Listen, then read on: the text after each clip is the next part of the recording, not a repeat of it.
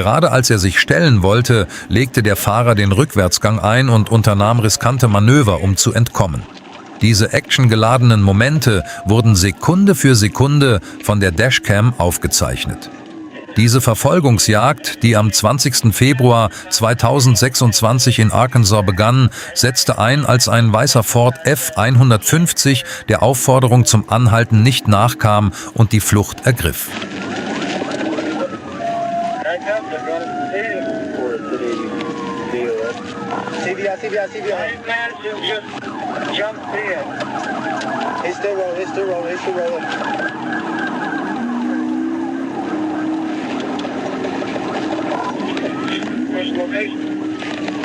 TBI gives us TBI.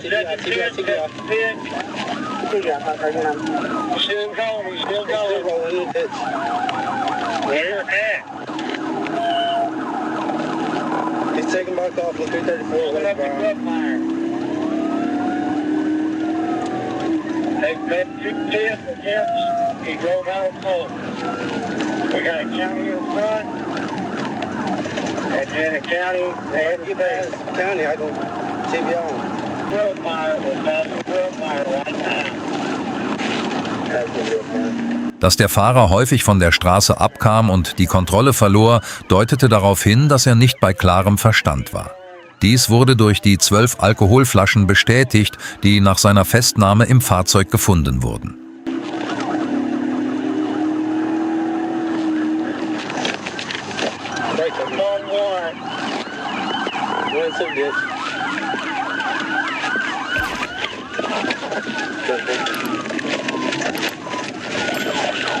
He's taking, okay, we're on Rosser, on the east, we're on Rosser. We're on Rosser.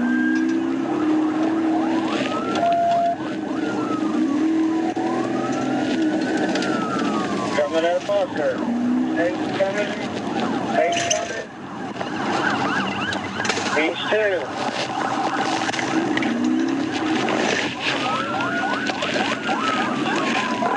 Just on Rosser. Hey, oh, he just ran. He hit me. Während der Verfolgungsjagd führte die Polizei von Arkansas zweimal ein TVI-Manöver durch, um den Verdächtigen anzuhalten. Der Fahrer, der immer wieder auf die Grasfläche fuhr, rammte zunächst ein Polizeifahrzeug und beschädigte anschließend, nachdem er den Rückwärtsgang eingelegt hatte, ein weiteres Fahrzeug. Nach diesem Vorfall entstand ein enormer Sachschaden und da das Polizeifahrzeug völlig unbrauchbar wurde, zog dies auch komplizierte Versicherungsabwicklungsverfahren nach sich. Der Fahrer Howard wird sich vor Gericht für zahlreiche schwere Straftaten verantworten müssen. Die schwarze Tasche, die aus dem Fenster geworfen wurde, war nicht nur der Beginn einer Flucht, sondern auch einer großen Kriminalgeschichte. Am 20. Juni 2023 nahm die Arkansas State Police die Verfolgung eines silberfarbenen Chevrolet Impala auf. Die Verfolgungsjagd hatte gerade erst begonnen, als eine schwarze Tasche aus dem Fenster des Fahrzeugs geworfen wurde. In der Tasche befanden sich gestohlene Waffen und Maschinengewehre.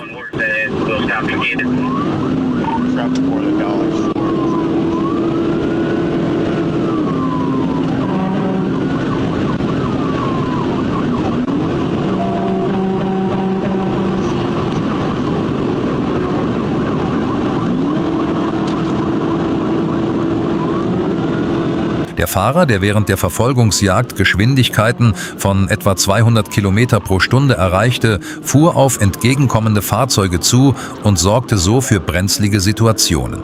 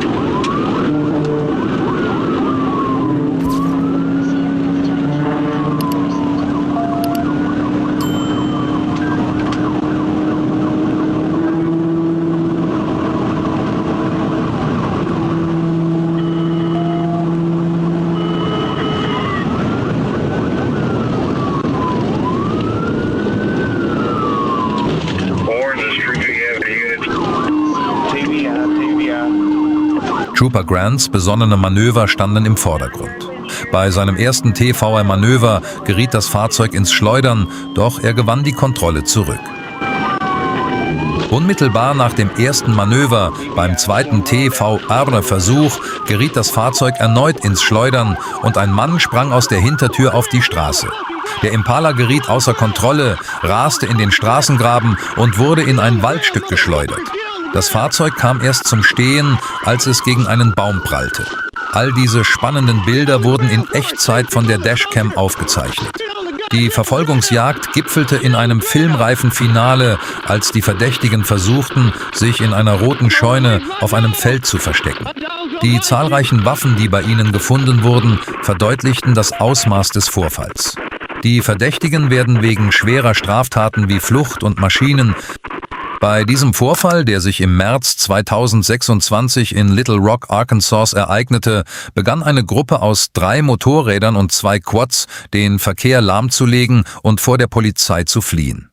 In den ersten Sekunden der Dashcam-Aufnahmen ist zu sehen, wie die Fahrer, die der Aufforderung der Polizei anzuhalten, nicht nachkamen und stattdessen Gas gaben, wie eine organisierte Gruppe durch den Verkehr manövrierten.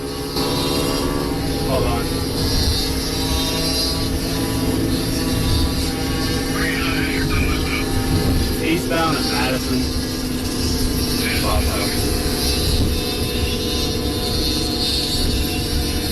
I'm going to be behind 4 motorcycles, 2 dirt bikes, 1 ATV, eastbound on Asher. I'll put them up, they're fair to yield. They're reckless, I already got them. Yeah, they're doing wheelies. I got behind the taxi doing wheelies on the neighbors.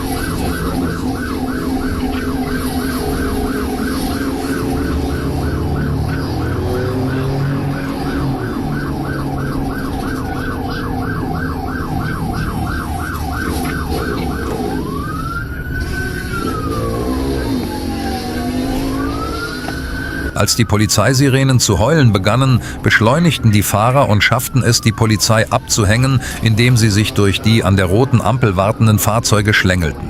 Doch nun nimmt die Verfolgungsjagd Fahrt auf.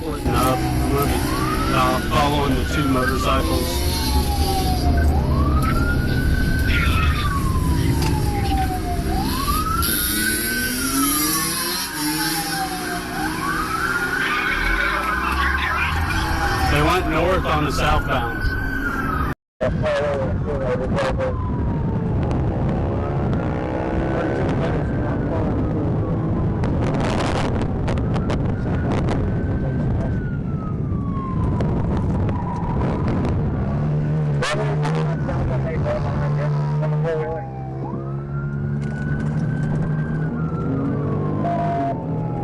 Die Gruppe bog in Nebenstraßen ein und zerstreute sich nach und nach. Die Polizei nahm einen der verbliebenen ATV-Fahrer ins Visier. Der Fahrer, der mit hoher Geschwindigkeit durch bebaute Gebiete fuhr, stellte eine Gefahr für die umstehenden Zivilisten dar.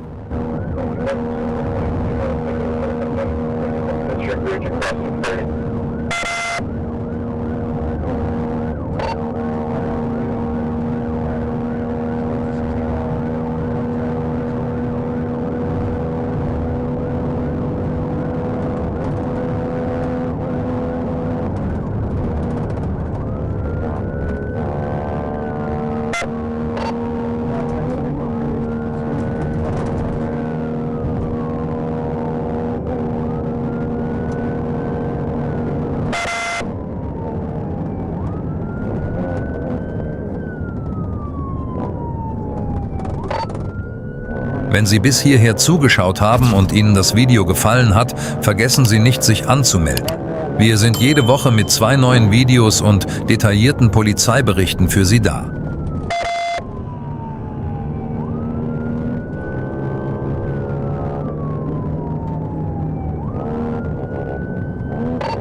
Alright, 17's coming up the Broadway. Let you know which way he's going. He's coming to the red light.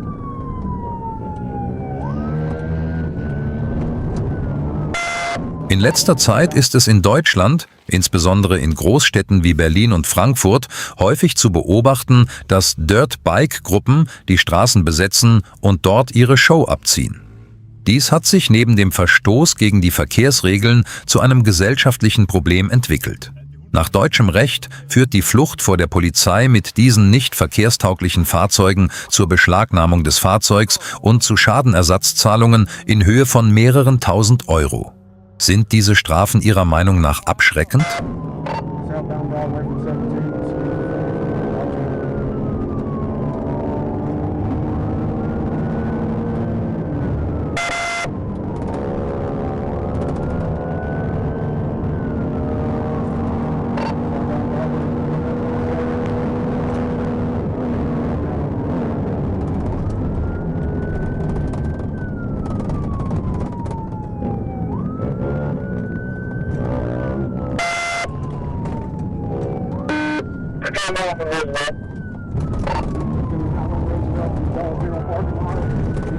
Roosevelt.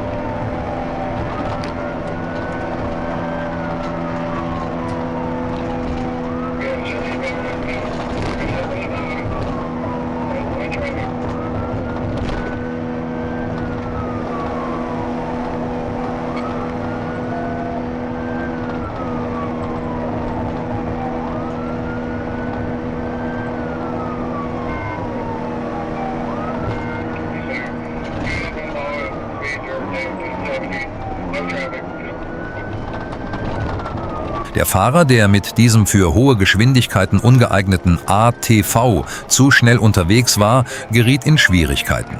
Das Fahrzeug geriet in Kurven ins Schleudern und war nur sehr schwer zu kontrollieren. In diesem Video wird einmal mehr deutlich, warum es verboten ist, mit ATVs auf Autobahnen zu fahren. Da diese Fahrzeuge sich in Kurven nicht wie Zweiräder nach rechts oder links neigen können, verlieren sie die Kontrolle. Das Fehlen eines fortschrittlichen Federungssystems und der hohe Schwerpunkt sind die Hauptursachen für dieses Problem.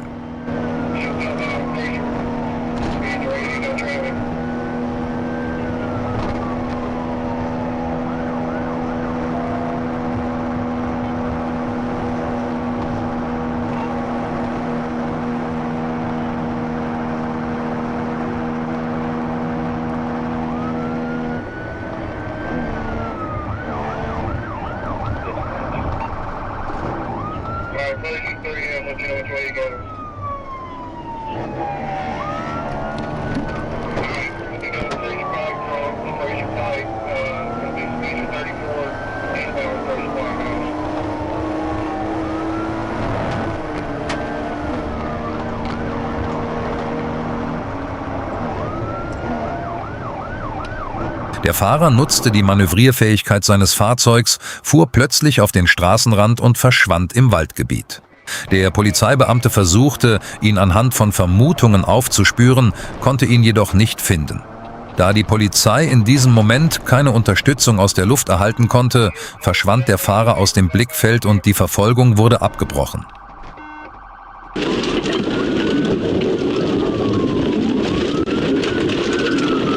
We're down in the ditch. In the ditch. 6.3. He's attempting to get back on the road. Am Am Abend des 18. September 2025 gelang es den Einsatzkräften, die nach einem Hinweis auf einen gefährlichen Autofahrer den Verdächtigen anzuhalten. Der Fahrer befand sich in einer Krise. Anstatt anzuhalten, trat er aufs Gaspedal und löste eine Verfolgungsjagd aus.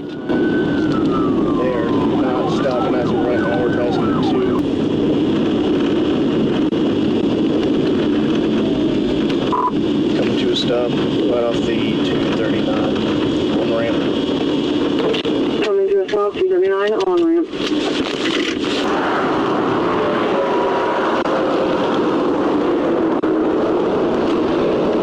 Come on, man.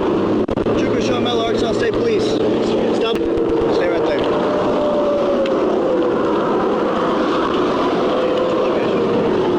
No. 1037. 1037. I'm 1037. 1037.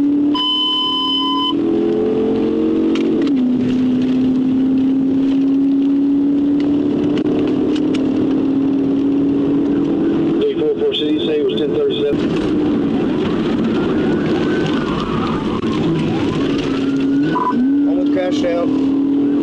He's crashed out. Crashed out.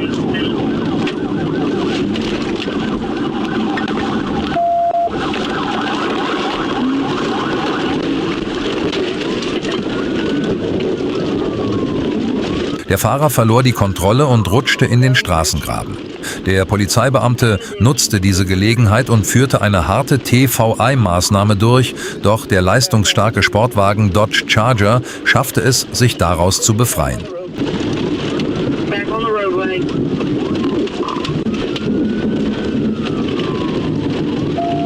Während dieses Gerangels erlitt das Polizeifahrzeug schweren Schaden. Going southbound through Forest City. Southbound through Forest City.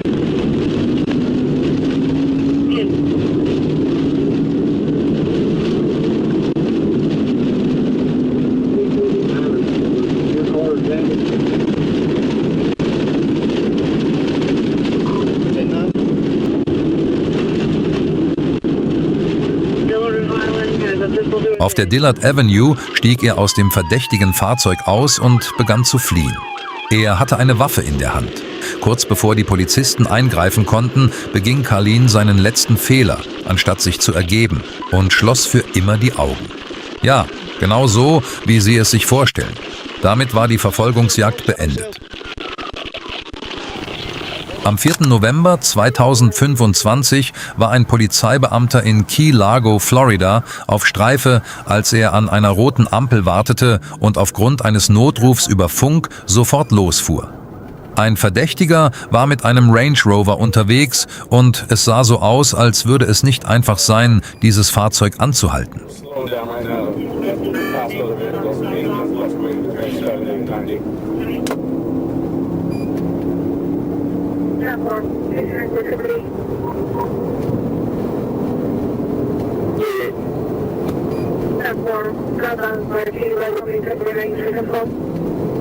There's 3 or 4 behind me coming up on another trooper now.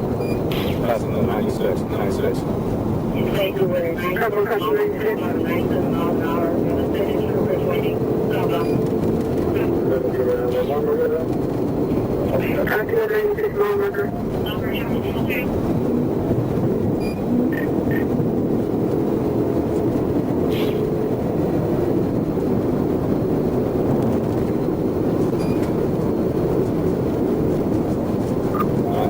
Speed and access to light traffic.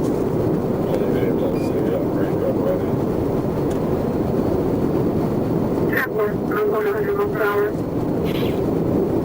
Dieser leistungsstarke Allradantrieb, der Geschwindigkeiten von bis zu 196 km pro Stunde erreichte, war ein schwer zu stoppendes Fahrzeug. Er schoss förmlich durch den Verkehr und konnte auf geraden Straßen wie ein Sportwagen beschleunigen.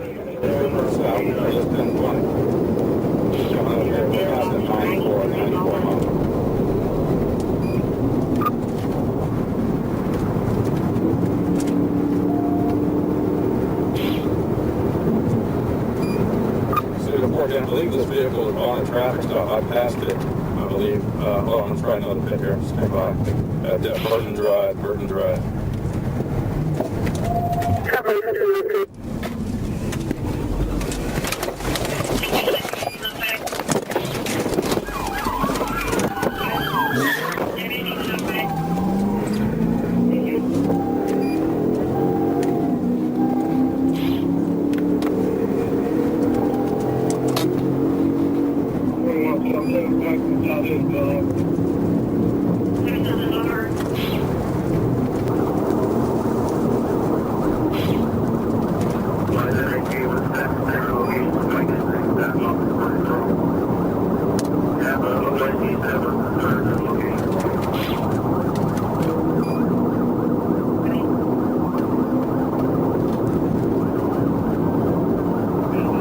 Der Range Rover-Fahrer, der auf dem Standstreifen andere Fahrzeuge überholte und durch plötzliches Bremsen die Polizei in Gefahr brachte, wurde von der Dashcam Sekunde für Sekunde festgehalten.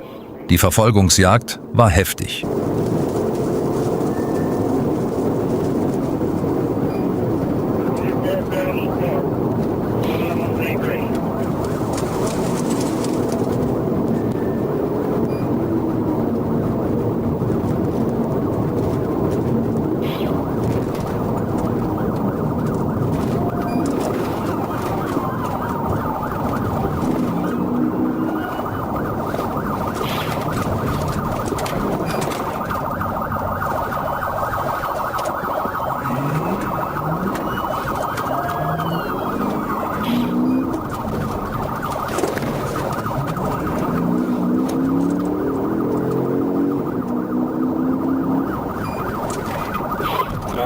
We're in Founders Park. At this time.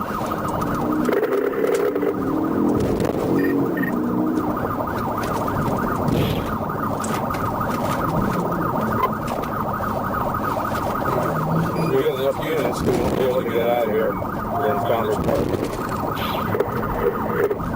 Heading to the back towards the marina.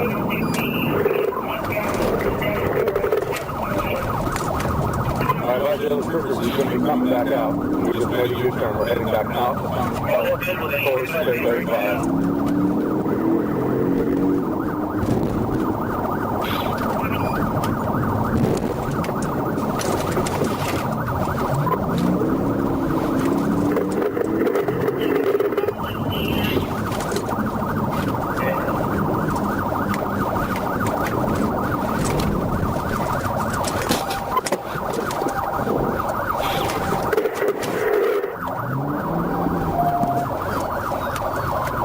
Der Fahrer raste in den Founders Park hinein und vollführte gefährliche Manöver in Richtung des Yachthafens. Als der Range Rover beim Versuch, über die Servicewege im Park zu entkommen, gegen eine Wachhütte prallte, kam er nicht zum Stehen, obwohl er seinen rechten Vorderreifen vollständig verloren hatte und nur noch auf der Felge lief.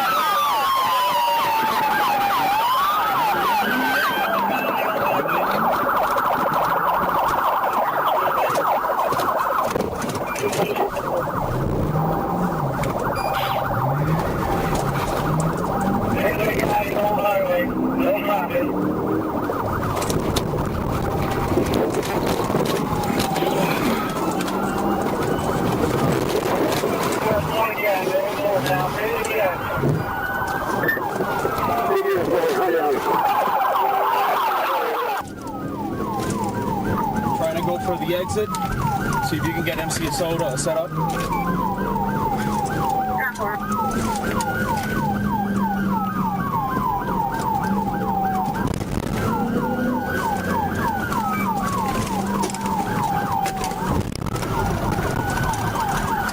flat.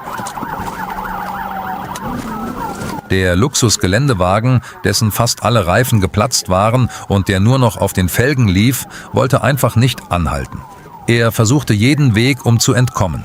Funken sprühten von den Felgen, während er weiterfuhr. Das Fahrzeug, das trotz fehlender Reifen immer noch eine gute Bodenhaftung hatte, verblüffte alle.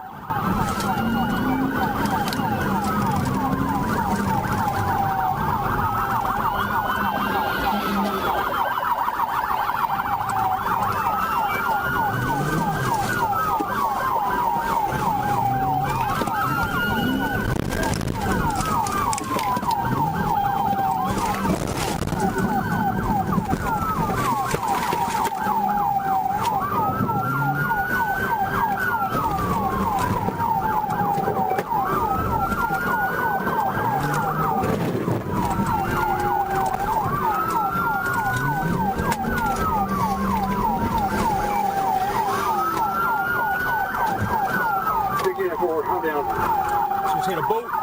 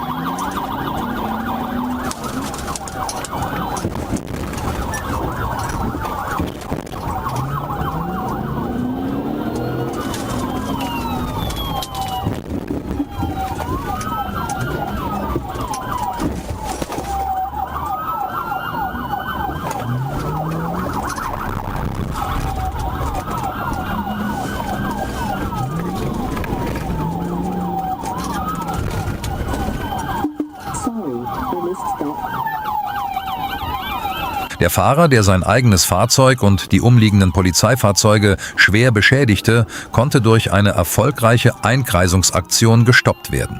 Der leistungsstarke Geländewagen kam erst zum Stehen, als er gegen ein Boot prallte, das auf dem Anhänger eines Dodge-Pickups stand. Es bleibt wirklich spannend, wie die Versicherung des Bootes in einem solchen Fall vorgehen wird.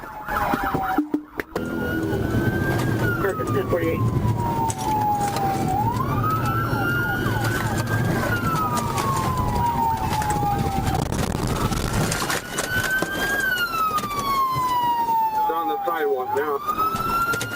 That part, definitely. That part, safe.